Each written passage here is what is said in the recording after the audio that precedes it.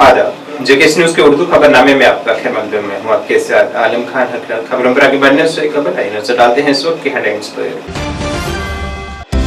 National conference और कांग्रेस ने कहा जम्मू कश्मीर की रियासती हैसियत की बहाली मखलूत हुकूमत की होगी अव्वल तरजीह। कहा बीजेपी की गलत पॉलिसियों का अवाम ने वोट के जरिए दिया है जवाब। फारूक अब्दुल्ला ने कहा नेशनल कॉन्फ्रेंस कांग्रेस हुकूमत का मकसद मरकज के ज़ेरे इंतजाम इलाके के दो खित्तों के दरमियान इख्तिलाफात को कम करना और हिंदू बरादरी के दरमियान एतमाद पैदा करना है। तकरीबन 40 बरसों बाद श्रीनगर में बैनुल-अक़वामी क्रिकेट खिलाड़ियों ने खेला लेजेंड लीग क्रिकेट मुकाबला, सामिन में देखा जोश।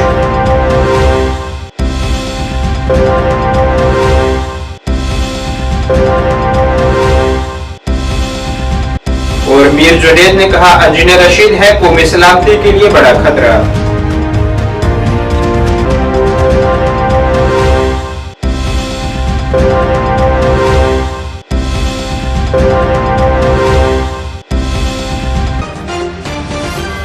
अब खबरें तफसील से। जम्मू कश्मीर प्रदेश कांग्रेस कमेटी के सदर रविंद्र शर्मा ने आज कहा है कि जम्मू कश्मीर के आवाम ने बीजेपी को मुस्तरद करते हुए यहां नेशनल कॉन्फ्रेंस और कांग्रेस को अक्सरियत फराहम की है, जिसके लिए वो मुबारकबाद की मुस्तहिक है। उन्होंने कहा है कि रियासत का दर्जा जम्मू कश्मीर हुकूमत की अव्वल तरजीह है। प्रक्रिया है जनादेश जम्मू कश्मीर में कांग्रेस और नेशनल कॉन्फ्रेंस की सरकार बनाने की जो लोगों ने दिया है, भारतीय जनता पार्टी को रिजेक्ट किया है और उसके सारे प्रयास विफल कर दिए। वो तो नॉमिनेट का दरवाजा भी खोल के बैठे थे कि अगर कहीं करीब पहुंचे तो 5 लोग जो है वो घर से ले आएंगे, गिनती 6 से शुरू करेंगे। जनता को बधाई देता हूं कि उन्होंने जनादेश जो है कांग्रेस नेशनल कांग्रेस को पूर्ण बहुमत देकर के सरकार का दिया है।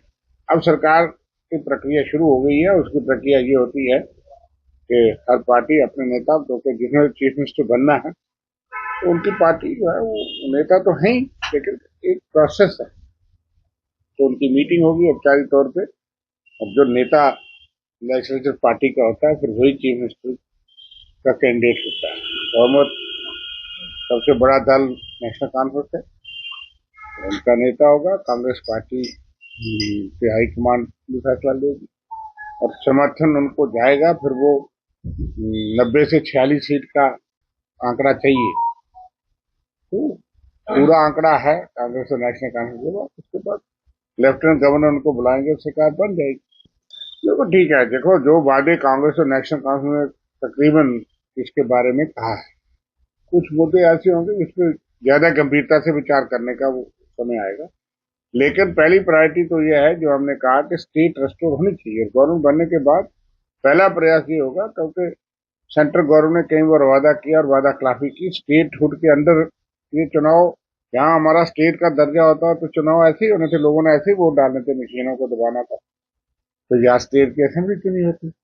तो पता नहीं सेंटर ने ये शर्तें क्यों रखी और वो देना नहीं चाहते थे जब दबाव, क्योंकि पहली प्रायोरिटी हर जनता की यही थी और बीजेपी को भी कहना पड़ा कि सरकार के बाद हम स्टेटहुड देंगे। अब तो उन्होंने फिर कहा है जम्मू में थोड़ी राहत देंगे। ये अलग बात है कि जम्मू ने उतना वोट हमको नहीं दिया, लेकिन हमारा तो काम है, जम्मू कश्मीर दोनों खितों का काम करेंगे। कोलिशन में जब होंगे वो ठीक है, उनको हक का अधिकार है, वो मांगेंगे ना। 370 तो टूट गया, सुप्रीम कोर्ट ने उम्र लगाई है, तो देगा कौन? पार्लियामेंट या माननीय सुप्रीम कोर्ट। तो वो दरवाजे खुले हैं मांगने के लिए, उस पर चर्चा होगी, वो ठीक है, उसमें हर एक को अधिकार है। सरकार, केंद्र सरकार माँ बाप की तरह होती है और इसलिए सेंटर ने जो छीना है तो सेंटर से मांगने में तो कोई आपत्ति नहीं होनी चाहिए।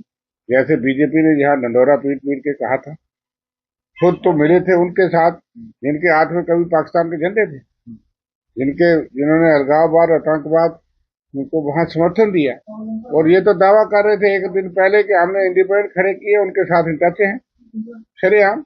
इसलिए कांग्रेस नेशनल कॉन्फ्रेंस संविधान के तहत जो भी काम करेगी, कानून के तहत करेगी। वहीं नेशनल कॉन्फ्रेंस तर्जुमान ने यहां नेशनल कॉन्फ्रेंस को मैंडेट देने के लिए अवाम का शुक्रिया अदा किया। उन्होंने कहा है कि बीजेपी ने यहां बाहर के लोगों को बसाने की कोशिश की, मगर अवाम ने उसकी साजिशों को मुस्तरद किया है। जी, हमें लोगों ने स्पष्ट मैंडेट दिया, फिर अटकलें लगाने का सवाल नहीं। मैं समझता है कि फ्रैक्चर्ड मैंडेट है और इस फ्रैक्चर्ड मैंडेट में हमको कैसे चलना है। लोगों का मैंडेट बिल्कुल क्लियर है और रब का शुक्र है कि और लोग भी जुड़ रहे हैं। तो मैं समझता हूं कि नेशनल कॉन्फ्रेंस की और अलायंस पार्टनर्स की ये जिम्मेदारी बनती है कि उनके पास मैंडेट का तो कोई इशू नहीं है, अब मैंडेट तो मिल गया है।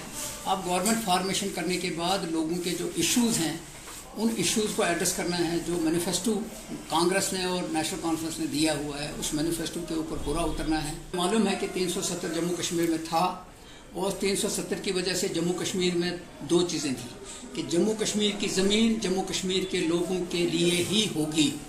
जम्मू कश्मीर की मुलाजमत नौकरियां जम्मू कश्मीर, क्योंकि ये जो रियासत है ये यूनिक रियासत है, बॉर्डर के साथ है, तो ये जम्मू कश्मीर के लोगों के लिए होगी। बीजेपी ने जब पंडोरा बक्स खोल दिया और बीजेपी ने कोशिश की कि यहाँ बाहर के लोगों को बसाया जाए, वो नाकाम हो गया। और 370 के अंदर ये जो प्रोविजन थे ये लोगों के हित के लिए थे। आज भी हम कहते हैं कि लोग बीजेपी लोगों को बेवकूफ़ बना रही थी। हम आज भी कहते हैं, इसीलिए लोगों का मैंडेट मिला नेशनल कॉन्फ्रेंस को कि हमने उनको कहा कि ये आपके हित में ये जो ड्रामा किया जा रहा है कि ये 370 लोगों के हित में नहीं था, ये रुकावट नहीं था। अगर ये रुकावट होता तो फिर शायद आपको यहाँ जम्मू कश्मीर के अंदर भी शेल्टरलेस लोग मिलते, बिहार की तरह, यूपी की तरह, उड़ीसा की तरह। तो ये 370 की ही वजह से हो पाया मुमकिन। इसका अपना एजेंडा हो सकता है। जब हम कोलिशन के साथ मिले हुए हैं तो आपको ये शिकायत तो रहनी नहीं चाहिए कि भाई कांग्रेस हो या जो नेशनल कॉन्फ्रेंस हुकूमत फॉर्मेशन करेगी उसके साथ जाना पड़ेगा। छोटी छोटी चीजों के ऊपर कंप्रोमाइज भी किया जा सकता है। नेशनल कॉन्फ्रेंस के सदर डॉक्टर फारूक अब्दुल्ला ने आज कहा है कि नेशनल कॉन्फ्रेंस और कांग्रेस हुकूमत का मकसद मरकज के ज़रिए इंतजाम इलाके के दो खित्तों के दरमियान इख्तिलाफात को कम करना और हिंदू बरादरी के दरमियान एतमाद पैदा करना है। उन्होंने कहा है कि हमें इन इख्तिलाफात को कम करना होगा जो जम्मू और कश्मीर के दरमियान पैदा किए गए हैं। उन्होंने कहा कि हमारी कोशिश यही होनी चाहिए कि वहाँ के हिंदुओं को हम पर ये एतमाद हो कि हम उनके बारे में वैसे ही सोचें जैसे कि कश्मीर के बारे में सोचें। उन्होंने कहा है कि नई हुकूमत के सामने बहुत से चैलेंजेस हैं, जिसमें सबसे बड़ा चैलेंज महंगाई और बेरोजगारी है। हमें अपने नौजवानों के लिए मौके पैदा करने होंगे। फारूक अब्दुल्ला ने हुकूमत की सरबराही करने वाले शख्स के इंतखाबात पर भी अपनी बालादस्ती पर जोर दिया है। We've always reached the people of Jammu when they have not given us votes. We've had ministers who lost from Jammu. We've never ignored Jammu. Jammu has ignored us. But we will show them that we are not going to ignore Jammu. Jammu is as dear to us as Kashmir is. LG चला जाएगा, statehood आएगा, नया governor मुझे उम्मीद है वो हमारे साथ मोहब्बत से और काम करेगा, क्योंकि हम हिंदुस्तान का एक हिस्सा हैं। हम हिंदुस्तान का ताज हैं, मुकुट हैं। अगर मुकुट खराब हो गया तो हिंदुस्तान कैसे चमकेगा। इससे हम सबको इस ताज को ऊपर उठाना है, इससे मोहब्बत करनी है और नफ़रत को डुबाना है और मोहब्बत को आगे ले जाके सारे हिंदुस्तान में एक सूरज चमकाना है, जिससे कि नफ़रतों का राज जो है ख़त्म हो और मोहब्बत का राज बढ़े। शपथ ग्रहण की तारीख क्या रहने वाली है फारूक? अभी तक जनाब, क्योंकि पार्टी मीटिंग नहीं हुई है और हमारे लीडर जिनको आना है हिंदुस्तान गठबंधन को, उसके लिए भी हमने तैयारियां करनी है। तो जब हम लोग मीटिंग करेंगे उसमें फैसला होगा, उसके मुताबिक हम गवर्नर साहब के पास जाएंगे, फिर वो जो दिन देंगे उसके मुताबिक शपथ करेंगे। It was a damn difficult election. Very difficult. All forces were against.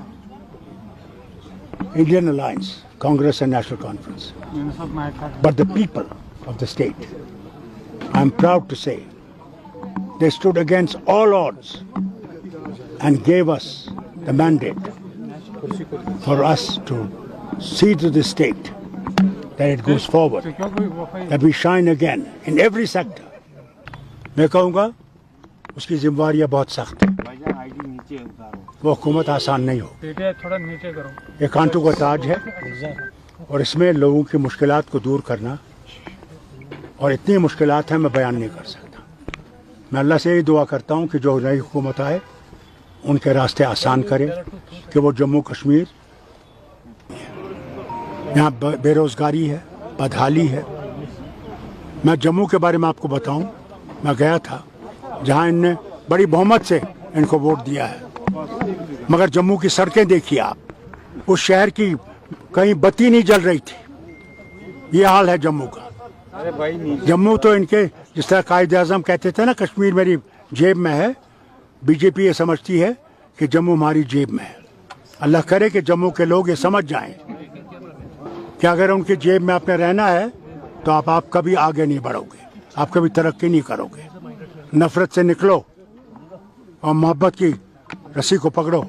National conference के सोनावारी असेंबली हलके से कामयाब हुए उम्मीदवार हिलाल अकबर लोन ने कहा है कि इनकी हुकूमत की अव्वलीन तरजीह असेंबली में दफा 370 की तनसीब के खिलाफ करारदाद पास करना होगी। उन्होंने कहा है कि दफा 370 के लिए अगर हमें जेल जाना पड़ा तो हम इसके लिए भी लड़ेंगे, लेकिन दफा 370 पर बात करना बंद नहीं करेंगे।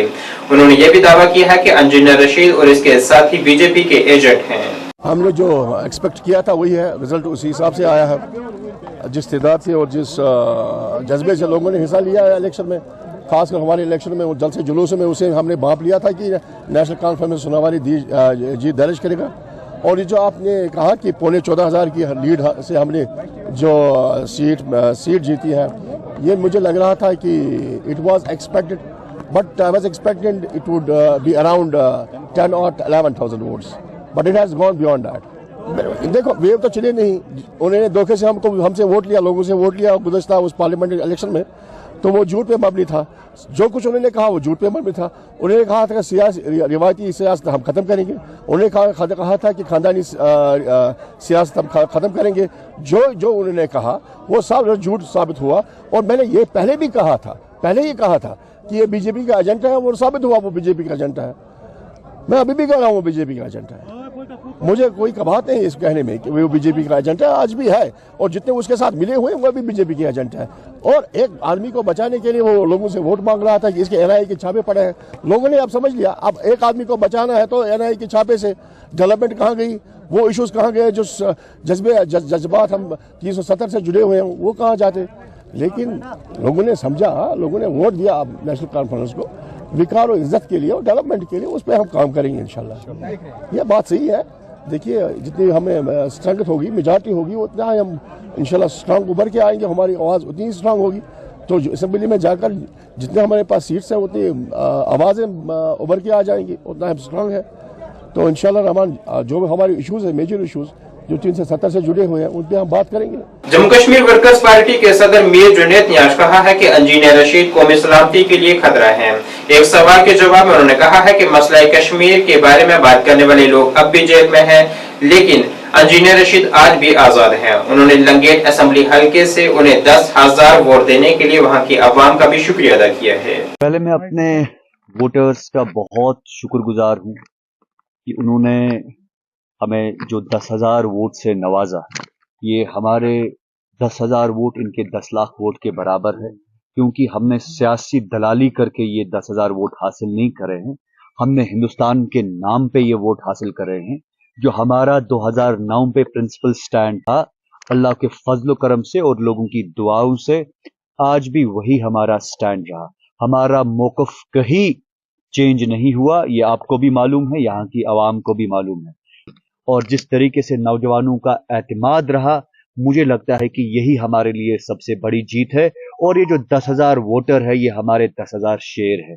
इन्होंने ये साबित करके दिखाया कि कश्मीर के नौजवान, यहाँ का बुजुर्ग, यहाँ की बेटियां जेलों में बंद है। जिन लोगों ने मसले कश्मीर को लेके बात करी थी, उन लोगों को पहले पूरी तौर रिहा किया जाना चाहिए। इसलिए रिहा किया जाना चाहिए क्योंकि कानून हर किसी के बारे में बराबर। अगर रशीद इंजीनियर को गवर्नमेंट ऑफ इंडिया मसले कश्मीर को लेके बात करने दी जा रही है, तो उन लोगों की क्या कसूर है, उन लोगों का क्या कसूर है जिनने अभी तक मसले कश्मीर को लेके 6-6 साल 7-7 साल जेल काटा? आप ही लोग मुझे बताइए। तो ये कहने का मतलब है कि अगर गवर्नमेंट ऑफ इंडिया इस मसले कश्मीर को पॉलिटिकल लेजिटिमेसी देने की कोशिश कर रही है, तो मुझे लगता है फिर जो ऑनरेबल होम मिनिस्टर और ऑनरेबल प्राइम मिनिस्टर ने पूरे हिंदुस्तान के लोगों के साथ वादा किया कि ये मसले कश्मीर, ये जो रायशुमारी, ये जो बाकी यहाँ पे मामले चल रहे थे धोखेधड़ी के, फरेब और धोखेबाजी के, वो सब खत्म हो गया। तो इसको क्यों आप अलाउ कर रहे हैं? तो फिर वो आदमी को क्या आप कहेंगे जो मसले कश्मीर को लेके जेल में है? अनंतनाग मगरिब से नए कानून साज असेंबली अब्दुल मजीद लारमी ने इस जीत के लिए आवाम का शुक्रिया अदा किया है। उन्होंने कहा है कि उनकी तरजीह आवाम की बहबूद के लिए काम करना होगी। अनंतनाग में प्रेस कॉन्फ्रेंस से खिताब में उन्होंने कहा है कि नेशनल कॉन्फ्रेंस खुद के दम पर भी हुकूमत तश्कील देने की सूरत में है, मगर इत्तेहाद के साथ वो काम करेंगे। जो कॉन्स्टिट्यूंसी है मेरे लिए नई थी, सिर्फ 10 गांव मेरे जो पुराने होम शालबुक की थे। बाकी मैं इन लोगों का पहले शुक्रिया अदा करूंगा और इनके लिए ही मैं यहाँ पे बैठा हूँ। मैं कल से ही मैंने शुरुआत, जब रिज़ल्ट निकला मैंने शुरुआत जो की वो खंदरू, त्रापू, अच्छाबल, फूट मेजॉरिटी हमारे पास है और हम अपने दम पर भी बना सकते हैं, क्योंकि हमारे जो 42 आए हैं, इसके बाद 4-5 जो हमारे हैं जो मतलब हमसे जो उनको मैंडेट नहीं मिला तो उन्होंने अलग लड़ा, तो वो समझो हमारे ही है। तो कांग्रेस का भी 4-5 लोग आए हैं यहाँ पे टोटल। जम्मू में तो उनका है नहीं, जम्मू में तो वो बिल्कुल टोटली वहाँ पे है कुछ नहीं। एक शायद वहाँ पे उन्होंने शायद एक नंबर ने जीता है, बाकी तो जो उनके हैं 4 तो यहाँ श्रीनगर से ही है। तो उनके साथ भी मशवरा होगा, क्योंकि हम अलायंस में हैं, तो उनके साथ भी मशवरा करेंगे। किनके साथ? अलायंस पार्टनर हमारे कांग्रेस के। हाँ। तो साथ एक बात है, हम धोखा नहीं देने वालों में से, हमने धोखे बहुत खाए हैं मगर धोखा किसी को नहीं दिया। जम्मू कश्मीर अवामी नेशनल कॉन्फ्रेंस के नायब सदर मुजफ्फर शाह ने पार्टी सदर बेगम खालिदा शाह की तरफ से जीतने वाली नेशनल कॉन्फ्रेंस और कांग्रेस इत्तेहाद को मुबारकबाद पेश की है। उन्होंने कहा है कि अवाम का फैसला वाज़ह है कि उन्होंने 5 अगस्त 2019 के गैर आईनी फैसले को कबूल नहीं किया, जिसके खिलाफ हम सब अवाम और इसकी क़ियादत पर ढाए जाने वाले बेरहमाना जबर और मुश्किलात के बावजूद चट्टान की तरह खड़े हैं। उन्होंने कहा है कि हम अपनी रियासती हैसियत, अपने परचम, अपने आईनी हकूक और सबसे बढ़कर दफा 370 और 35A को इज्जत और वकार के साथ बहाल करने के अपने अज़म पर साबित कदम है। ANC सरबराह ने मज़ीद कहा है कि इनकी पार्टी मजबूत आवाज के साथ एक जिम्मेदार अपोजिशन का किरदार अदा करेगी। वो बड़ा क्लियर वर्डिक्ट है कि यहाँ के लोगों ने 5 अगस्त 2019 के फैसले को नहीं माना है। उसके साथ साथ हम लोग किसी सूरत में पीछे हटेंगे नहीं, इलेक्शन के रिजल्ट कुछ भी हों, और वो तहिया करते हैं कि स्टेटहुड, हमारा फ्लैग, कॉन्स्टिट्यूशनल राइट्स और restoration of article 370 and 35A with honour and dignity, इस पर कोई सौदाबाजी न हो सकती है, न हम करने देंगे। मैंने कल एक हमारे जो चीफ मिनिस्टर बनने जा रहे हैं अभी, माशाल्लाह, my congratulations to you Omar, from the bottom of my heart. मैं कोई भेद नहीं रखता, कभी नहीं रखा है, मगर मैं एक बात आपसे कहूं, आपका जो स्टेटमेंट आया जिसमें आपने कहा कि पहला रेजोल्यूशन जो असेंबली में होगा, जो गवर्नमेंट ऑफ इंडिया को आप पेश करना चाहेंगे, that will be for restoration of statehood. यह फर्क है। The first resolution has to be restoration of 370 and 35A. That's why people have voted the National Conference's large numbers. अगर आप वो नहीं करते हैं, तब आप जो डिसीजन 5 अगस्त 2019 को पार्लियामेंट में हुआ, तब आप उस पर अपनी मोहर सबत करते हैं। हमारे लेजिस्लेचर का काम है पहले बोलना कि sorry, we will move a resolution that will say restore 370 and 35A। मेरे भाई कांग्रेस के जो प्रेसिडेंट हैं तारिक करा साहब, आपसे भी मैं सवाल करूं। आपने आज कहा है 370 इज अ कंटेंशियस इशू, इसके बारे में बाद में बात की जाएगी। It is not a contentious issue. यही तो झगड़ा हमारा PhD में था, यही मैं बार बार डॉक्टर फारूक अब्दुल्ला से बोलता था, महबूबा जी से बोलता था। कि आप क्लियर कीजिए कांग्रेस से, आप क्लियर कीजिए तमाम ऑपोजिशन से कि उनका 370 पर क्या उनका स्टैंड है। आज आप बोल रहे हैं कंटेंट इशू है, बाद में बात करेंगे। जम्मू कश्मीर के लोग, कश्मीर के बाशिंदे, ये आपसे इस चीज़ की तवक्का अब नहीं करेंगे जब उनने आपको जोरदार तरीके से कामयाब किया है। और आपके 5 मेंबर भी यहां से कश्मीर वादी से इसी बहाने कामयाब हुए हैं और कोई वजह से नहीं।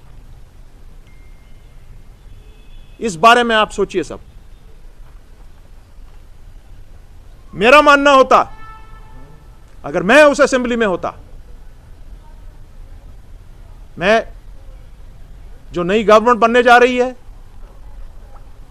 मैं अदब और एहतराम से आप लोगों से इतना कहूंगा, आपको स्टेटहुड मांगना है, बहुत अच्छी बात। उसके साथ साथ आप बोलिए